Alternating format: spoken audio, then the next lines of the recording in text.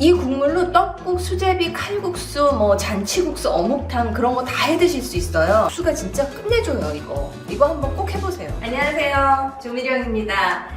이제 설입니다. 그래서 제가 떡국을 준비했는데요. 오늘 좀 정식으로 떡국 만드는 법을 좀 알려드리려고 해요. 떡국 시작하겠습니다. 제가 전에 아주 간단하게 해드렸는데 정식으로 육수 내는 법을 제대로 알려드릴게요. 양파, 무, 파 이런 거는 딱 정해진 양은 없어요. 넣고 싶은 만큼 넣으면 되는데 없으면 빼도 상관없고요. 파도 그냥 이렇게 큼직큼직하게, 어차피 육수 내고 나면 버려야 되는 애들이라 이쁘게 안 썰어도 돼요. 표고버섯 요리할 때 얘 기둥 떼내잖아요. 그걸 냉동실에 넣어놨다가 이렇게 육수할 때 저는 쓰거든요. 마늘 빨리 우러나라고 편으로 썰고, 저는 워낙 매운 걸 좋아해서 떡국도 좀 맵게, 그렇다고 많이 맵지 않아요. 그냥 살짝 매콤한 느낌만 주면. 다시마 넣고, 멸치가 혹시 냉동실에서 바로 꺼낸 거면 기름 없는 팬에 살짝 한번 이거 말려주시면 되고요. 그냥 저는 넣겠습니다. 여기에 물을 좀 넣어줬는데요. 물은 넉넉하게 넣으세요. 남으면 그냥 냉동실에 넣어놨다가 다음에 또 써도 되거든요. 간장은 그냥 색깔만 내주기 위해서 넣는 거예요. 이걸로 간을 하는 게 아니고. 재료가 너무 많다, 우리 집엔 이만큼 없다 하시면 다시마랑 멸치 중에서 둘 중에 하나는 꼭 들어가야 되고요. 무, 파, 양파 다 들어가야 되는데. 그리고 이거를 끓을 때까지 뚜껑 덮고 그냥 계속 끓여주시면 돼요. 끓기 시작하고 한 5분 정도 지났거든요. 그러면 우리가 뭘 해야 되죠? 다시마는 빼내고, 자, 이제 여기서 저만의 또 노하우가 있는데, 이거를 시간이 좀 있으시면요, 다시마 빼고 불을 끄고 이렇게 덮어서 최소한 한 30분만이라도 얘를 조금 그냥 놔두세요. 그러면 여기서 채즙들이 다 빠지거든요. 저는 전날 밤에 해놔요. 육수가 제일 맛있을 때가 아침에 떡국을 끓인다 하면 전날 밤에 이렇게 해서 다시마 빼고 불 꺼놓고 주무세요. 그러면 내가 잘 동안 얘네가 맛이 어우러져서 정말 진한 육수가 나오거든요. 그러면 일단 지금은 한 30분 정도라도 이렇게 좀 놓고, 그 사이에 우리가 고명을 좀 만들어 볼게요. 자, 설탕 1스푼, 그리고 간장 2스푼, 뒤에 맛술 1스푼, 후추 톡톡, 참기름도 조금 넣어주시고.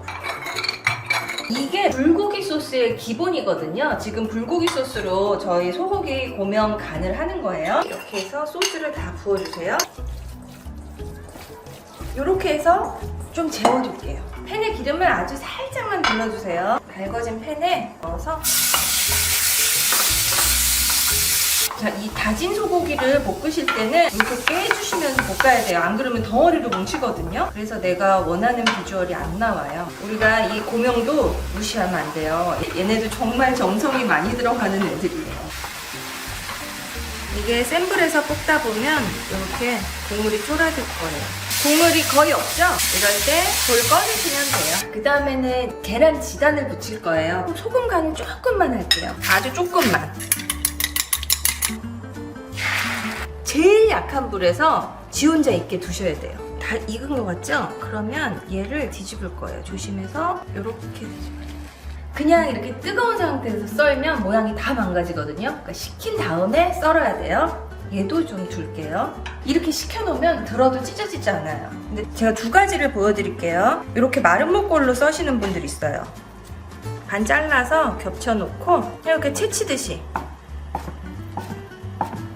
이렇게 써셔도 되고 이렇게 썰어도 되고, 그거는 마음대로 하시고 나머지는 드세요.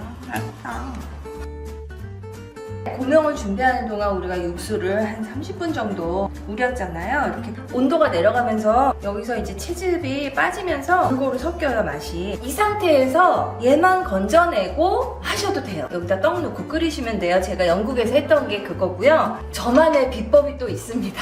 제가 어젯밤에 육수를 따로 끓였어요. 떡국 끓일 때 아침에 끓여 드시잖아요. 그러니까 육수를 전날 밤에 놓고 주무시면 돼요. 그러면 아침에 되면 이렇게 식어 있잖아요.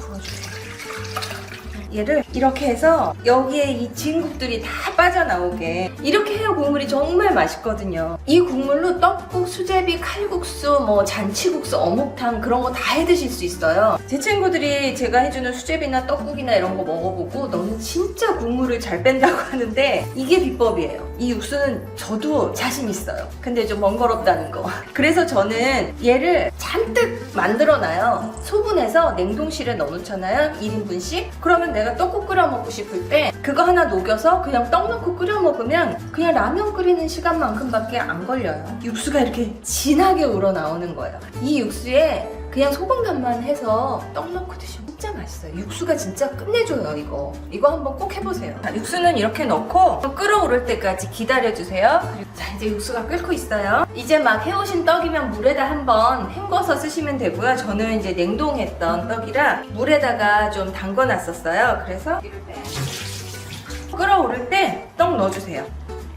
오늘은 좀 정성을 들인다고 하면서 냉동 만두를 쓰는 건 좀 그렇지만 전에 제가 보여드렸을 때 만두를 찜기에다 쪄서 그 다음에 이제 그릇에 같이 담았잖아요. 얘는 물에다 한번 삶아서 먹는 애기 때문에 같이 넣고 끓여도 터지지 않아요. 요게 먹기에도 한 입에 쏙 들어가고 그래서 떡만둣국 끓일 때 이 만두를 자주 쓰거든요. 이제 만두가 익을 때까지 한번 끓여주시고 간하면 끝이에요. 이제 끓고 있어요. 잘 끓고 있죠? 만두가 이렇게 떠오르면 얘네 다 익은 거예요. 이거 보세요. 물만두라 얘네가 하나도 안 터지고 그 모양을 그대로 유지하고 있어요. 그러면 여기서 이제 간을 좀 보세요. 싱거우면 간은 소금으로 하면 돼요.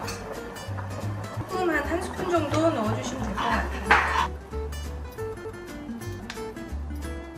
고추 조금만 넣고 김가루. 잘못하면 얘가 좀 지저분해 보일 수 있어요. 그러니까 한쪽에다 살짝. 고기는 전 좀 듬뿍 넣어요. 떡국 완성됐습니다.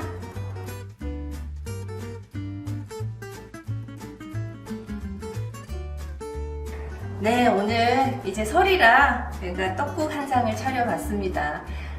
평소에는 그냥 간단하게 끓여 먹더라도 우리가 명절 같은 날 아니면 또 특별한 손님이 오시는 날은 이렇게 조금 정성을 더해서 만들어 보세요. 새해 복 많이 받으세요.